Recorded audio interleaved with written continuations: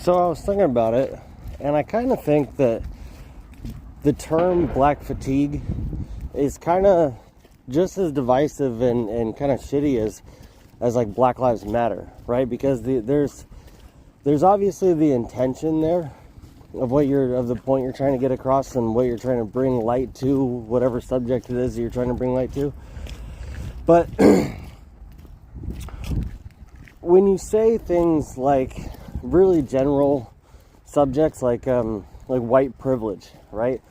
It's kind of just saying that, okay, if you have light skin, if you were born white, then that just means you have some inherent ability to navigate through the world easier than the typical black man or black woman, right? But that doesn't necessarily apply to all white people. So the people that it does apply to are going to be pissed off that you're calling them out, right? So that's just going to make people angry, and assuredly so. You know, I mean, they if they deserve to be called out, and they should be called out. But the people it doesn't apply to, it's also going to piss them off because they're going to try and tell you that it doesn't apply to them, and you're going to insist that it's white privilege. It's not some people white privilege. It's white privilege.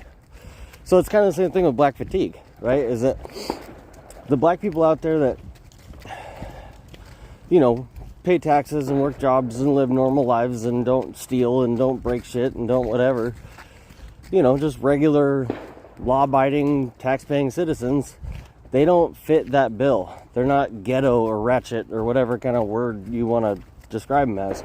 So they're going to get pissed off because it doesn't fit them.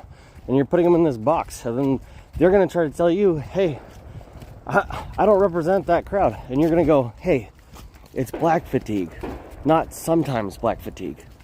Right? You see what I'm saying? So it goes both ways. And all it does is piss people off, but it doesn't actually get the point across.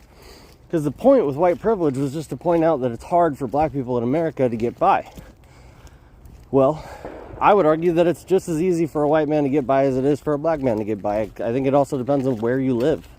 It'd be much harder for me to get by in Mississippi, and it'd be much easier for a black guy to get by in Seattle. So, you know, it just is what it is. But the point is, I don't think that these terms actually help anybody. I think ultimately we need to just start, I don't know, promoting accountability and promoting being a grown-up and being responsible and doing the things that you're supposed to do and agreeing on the things that we are supposed to do and perpetuating that. I think that's more beneficial.